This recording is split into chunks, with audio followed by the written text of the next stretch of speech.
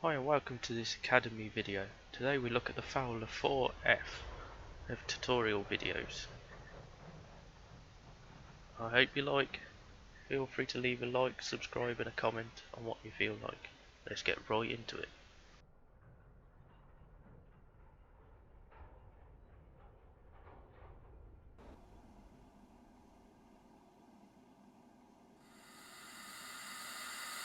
Oh, that looks pretty cool, that does.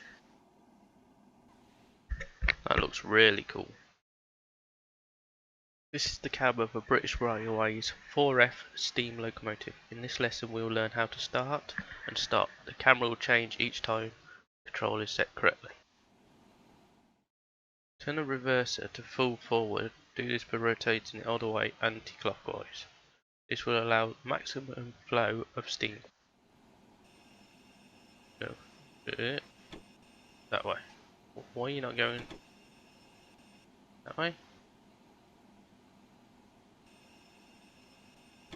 What are you doing? There we go. That's harder than it looks. Now release the brakes by moving the lever off. This will create a vacuum to hold the brake pads off the wheel. Off. Finally, open the regulator by moving upwards until vertical.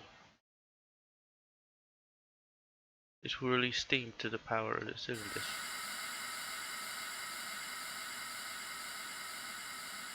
There we are.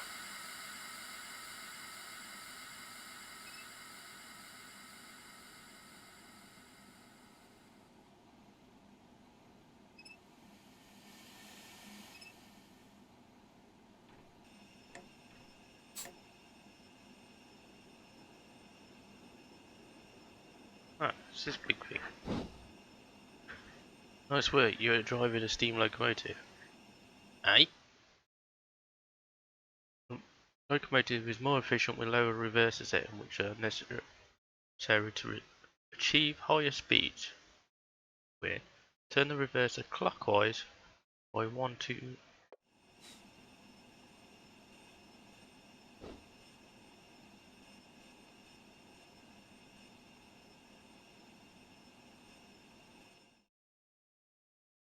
Now the reverser has been reduced, it is safe to open the regulator all the way.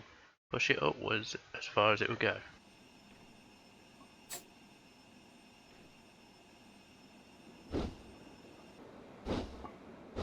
I don't know why you can't click it with a mouse.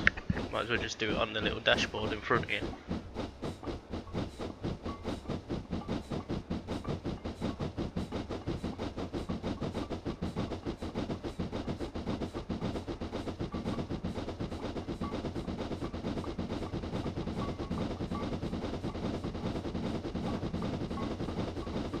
And we're off!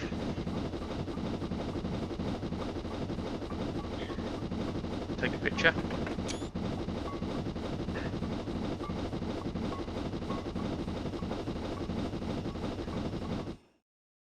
Now let's stop the locomotive before the end of the track. First close the regulator by pulling it all the way down. No. Yeah. When the needle is at 21, the brakes are fully released or off. When the needle is at 0, the brakes are fully applied or on.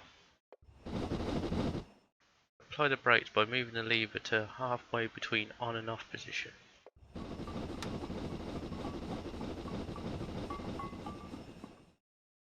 If it shows 15, slowly move the lever towards off until the needle stops moving. This is called setting the brake onto half. Hold. Eh?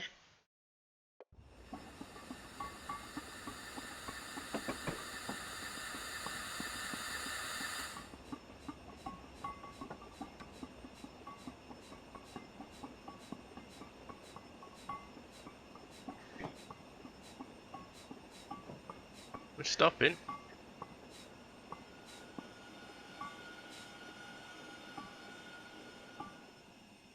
Scenario complete. That was harder than I thought it was going to be.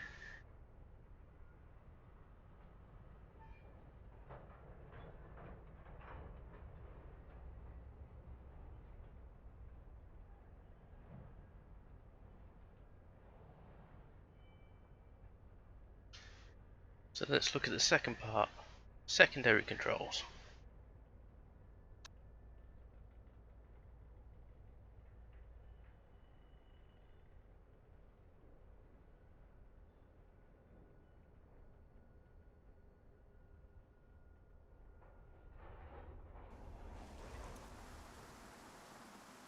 Oh, it's raining. 00041. Steam locomotive. Nice.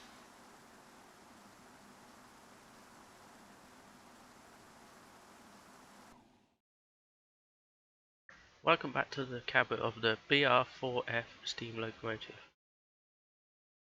There is more to this train than simply starting and stopping. In this lesson we will look In this lesson you will be taught about additional controls the drivers frequently use. The camera will change each time a control is set correctly. When it is dark, it can be difficult for workers to see the train coming. Lamps, called head codes, are placed on the front. Turn on the head codes by pressing the H key on the keyboard. Each head code represents a different train type. These are indicated in boxes that appear on the right of the screen.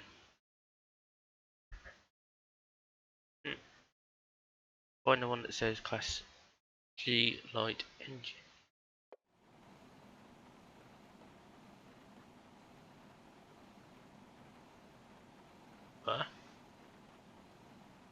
If we turn it on,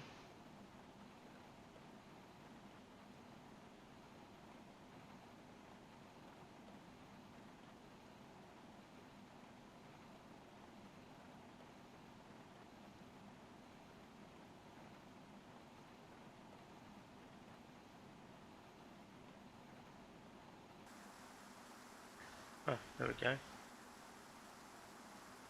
Well done, workers can now identify this train. Notice that the lamps do not light up the track. Projecting headlights were not introduced until after steam trains were retired from UK operation. Good. A very important tool for the locomotive driver is the whistle. Spacebar or click the lever shown in the picture to sound a whistle. Oh, there we go, got a whistle.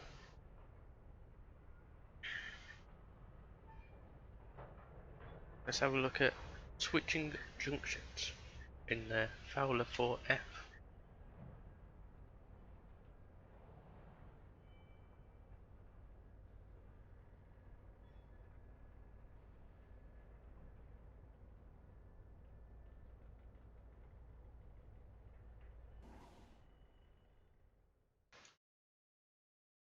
Welcome to this train yard in the academy. In this lesson we will be learning about switching junctions. Railway lines are controlled remotely by signal boxes and signalmen. Their operation is automatic to the driver. Freight yards and depots. Many small and frequent movements are required, making remote control impractical. Here junctions are manual. The difference between the two types of switches can be identified by their equipment. A manual junction has a lever to turn it one way or the other. An automatic junction has a small box containing gears and chains linking it to the signal box. Manual junctions can be operated by clicking the lever or pressing G on the keyboard. They can also be changed on the action menu and 2D map. The signal box controls automatic junctions. The message will display that they are locked and cannot be changed. Up ahead, the path through the junction is set to left. Using the free camera, fly over to the junction and click on the lever to change its direction.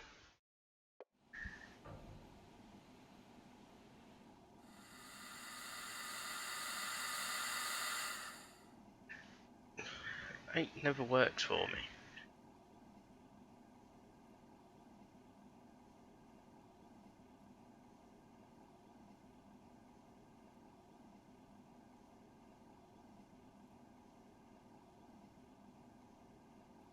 There we go. Done.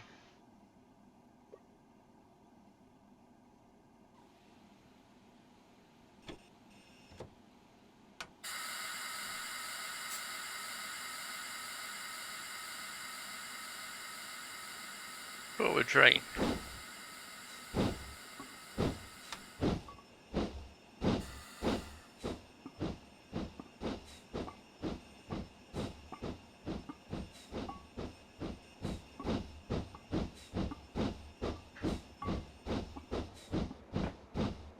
We should go straight ahead this time.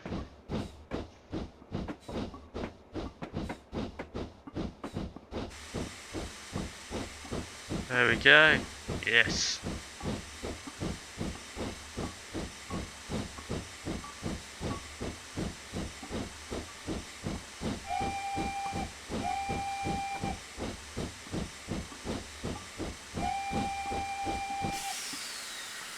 Scenario complete. That's simple enough.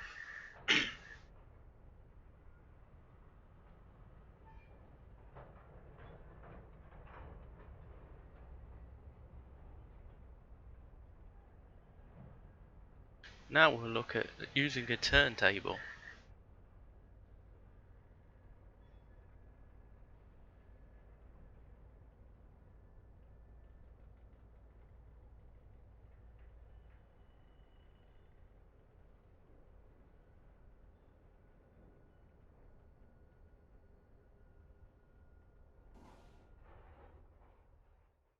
Welcome back to the cab of this 4F steam locomotive. In this lesson we will learn how to use and navigate a turntable.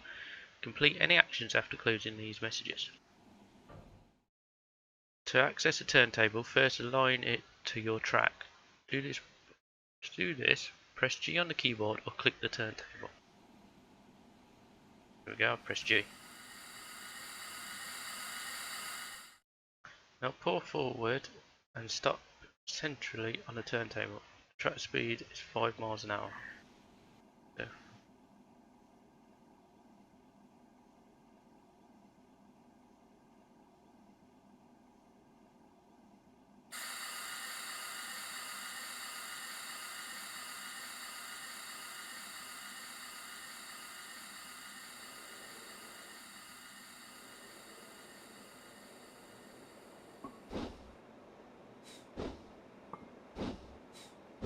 slow down.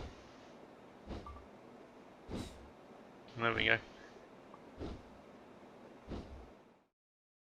Operating a turntable is just like operating any other junction. Press G on the keyboard or click it. This rotates the turntable in one direction. That was lucky, I nearly pressed it then, but with the train half on, half off.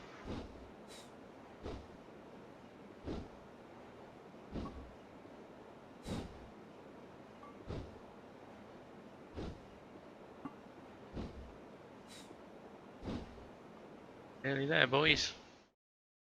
To rotate the turntable in the opposite direction, press Shift plus G on the keyboard or click the other side of the turntable. When you see stop appear on the track profile window, you are aligned with the correct track for the lesson.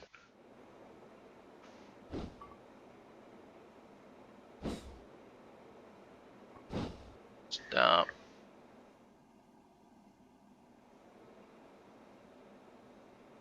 Let's take a picture while we're waiting.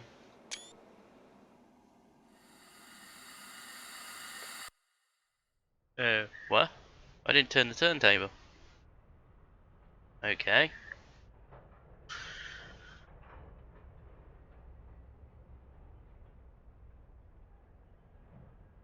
Right, we'll do coupling and uncoupling.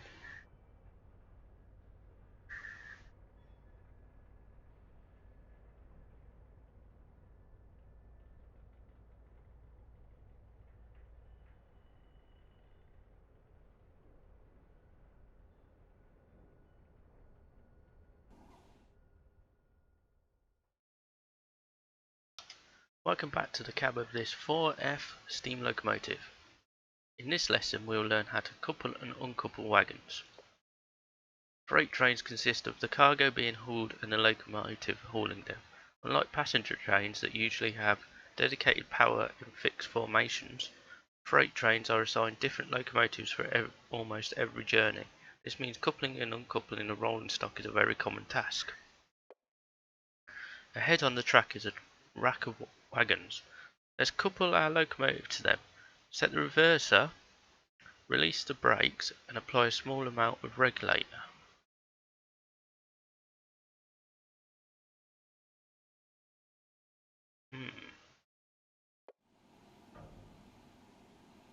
Well, it's doing it on its own. That was weird. When getting close to the wagon, start applying the brakes and gently bump into them. Close this message and press 6 on the keyboard to enter coupling camera view. To couple, click on the link between the vehicles or Control Shift C on the keyboard. Where? Oh, it's really close.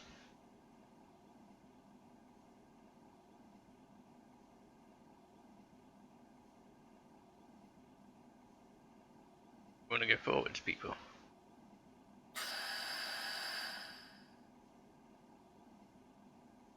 We're going to go forwards.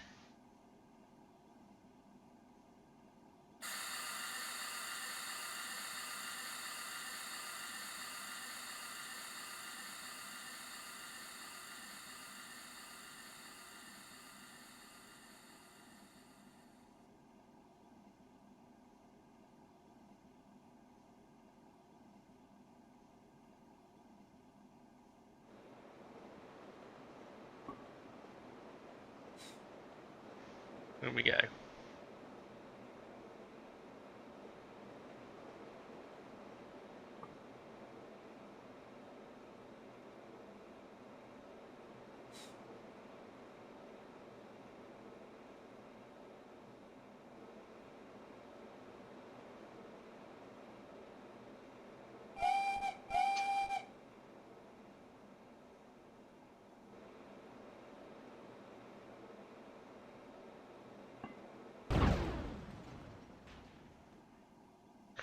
Control Shift C. There we go. Coupled.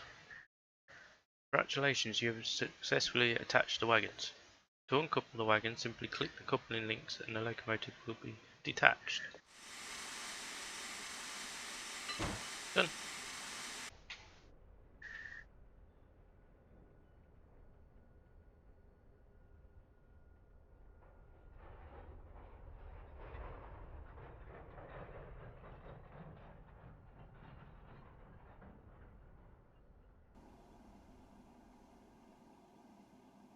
Oh, this looks cool. This does. We've got a little coal store.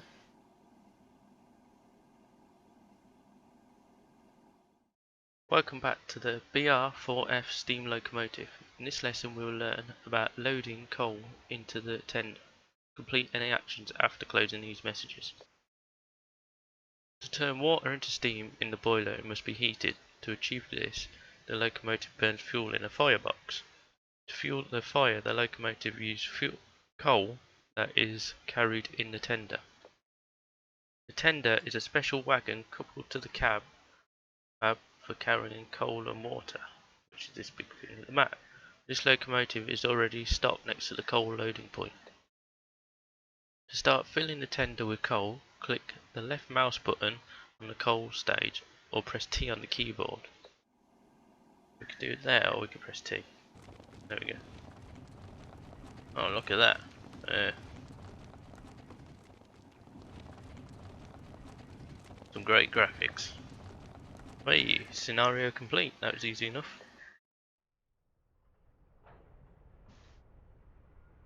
Next we'll look at the refueling water.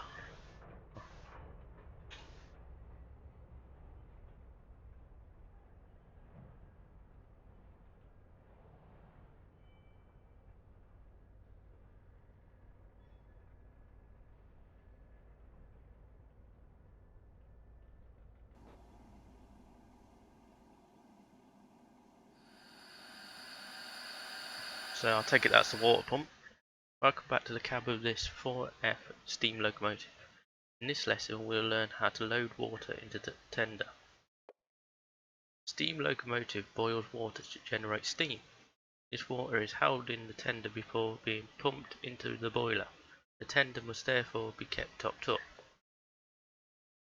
To start filling the tank, use free camera and click on the water tower or press T on the keyboard.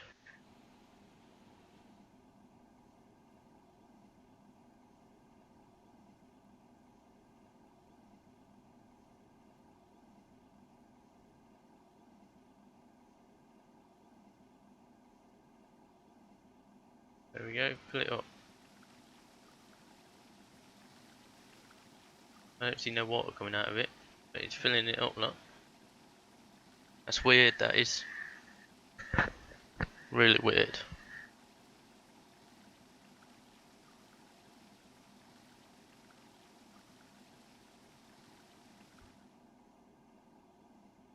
Scenario complete. That was easy enough. Next we'll look at two aspect signals.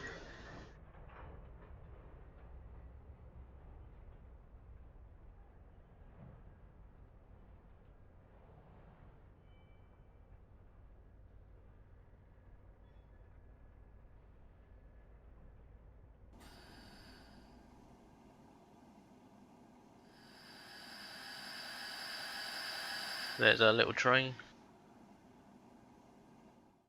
Welcome back to the cab of this 4F steam locomotive. In this lesson we'll learn about two aspect signals. When multiple trains operate on a railway line, they must be separated to prevent collision. The line is divided into sections called blocks, and only one train is permitted into each block.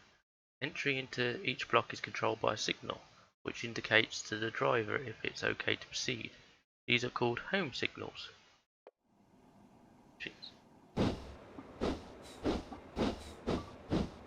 Green's okay then.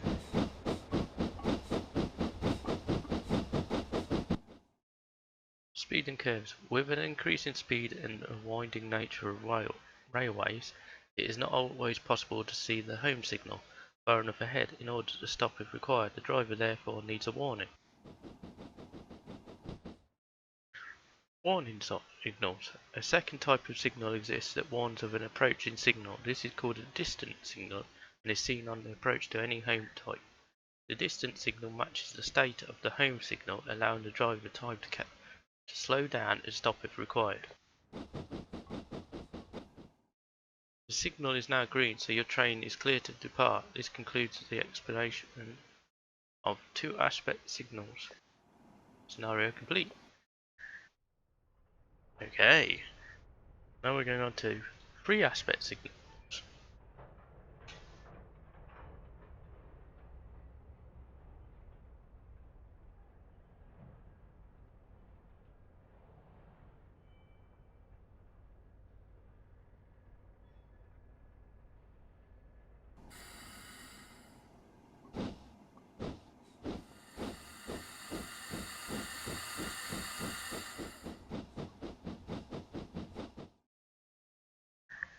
Welcome back to the cab of this 4F steam locomotive. In this lesson we will learn about three aspects. Semaphore signals. As speed limits increase, the distance As speed limits increase, the distance signal needs to be farther in advance. This means that it can end up being in the same location as the previous stop signal. To be economical, the two are combined into one signal featuring two arms.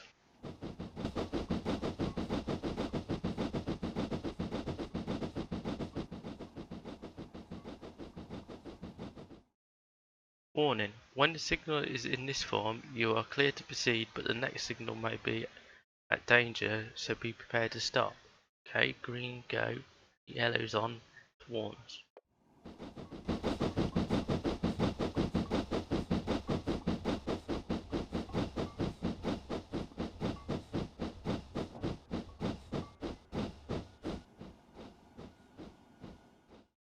Advance warning: when the signal is in this form, you can proceed past the next two signals. So clear. Scenario complete. That concludes our little walkthrough of the Academy for the Fowler 4F. Thank you for watching. Be sure to like, comment, subscribe, and leave a comment on what you'd like to see next. Catch you again soon. Bye.